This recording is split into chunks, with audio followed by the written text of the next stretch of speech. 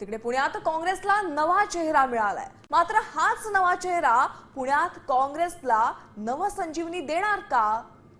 प्रशांत जगताप यांनीच यामिनी काँग्रेसमध्ये पक्षप्रवेश केला आणि त्यांच्या पक्षप्रवेशानं भाजप आणि राष्ट्रवादीला रोखणं आता काँग्रेसला शक्य होणार आहे का असा सवाल उपस्थित झाला। जगतापांच्या या पक्षप्रवेशानं काँग्रेसला काय फायदा होतो पाहूयात या रिपोर्टमध्ये। प्रशांत जगताप आज काँग्रेसमध्ये दाखल होतोय।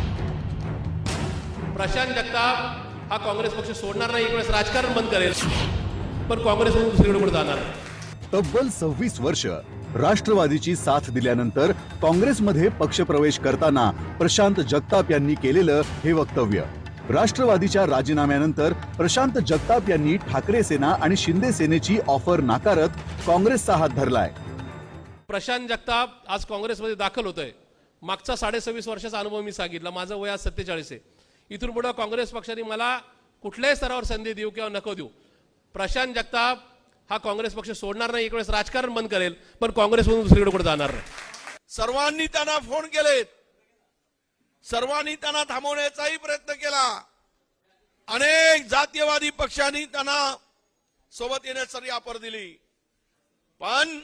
परंतु प्रशांत भाऊंनी सांगितला, मी ज्या विचारातून घडलो आहे तो विचार मी सोडणार नाही।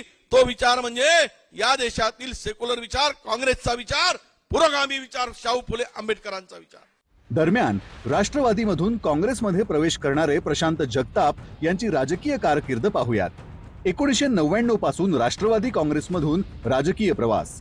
पुणे महानगरपालिकेत सलग 2 वेळा नगरसेवक। 2016 मध्ये पुणे महानगरपालिकेचे महापौर। 2021 मध्ये राष्ट्रवादी काँग्रेसच्या पुणे शहराध्यक्षपदी नियुक्ती। राष्ट्रवादी फुटल्यानंतर शरद पवारांसोबत राहण्याचा निर्णय।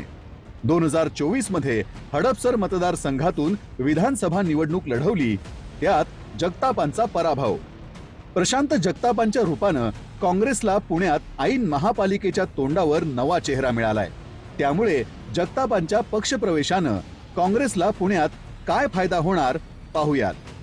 हडपसर विधानसभा मतदारसंघांमध्ये काँग्रेसची ताकद वाढणार। राष्ट्रवादीतील कार्यकर्त्यांची मोठी फळी जगतापांबरोबर काँग्रेसमध्ये दाखल होण्याची शक्यता। जगतापांच्या आक्रमक शैलीमुळे भाजप विरोधी संघटनात्मक ताकद वाढेल। राष्ट्रवादीच्या युती झाल्यास भाजप विरोधी मत काँग्रेसकडे वळण्यास मदत। पुणे महापालिकेत 2017ला काँग्रेसचे 9 नगरसेवक निवडून आले होते, तर भाजपचे तब्बल 97। गेल्या 9 वर्षात बरीच राजकीय उलथापालथ झाली। ज्या राष्ट्रवादीच्या एकत्र येण्यामुळे जगतापांनी पक्षाला सोडचिठ्ठी दिली, त्याच राष्ट्रवादीसह भाजपचंही आव्हान जगतापांसमोर असेल।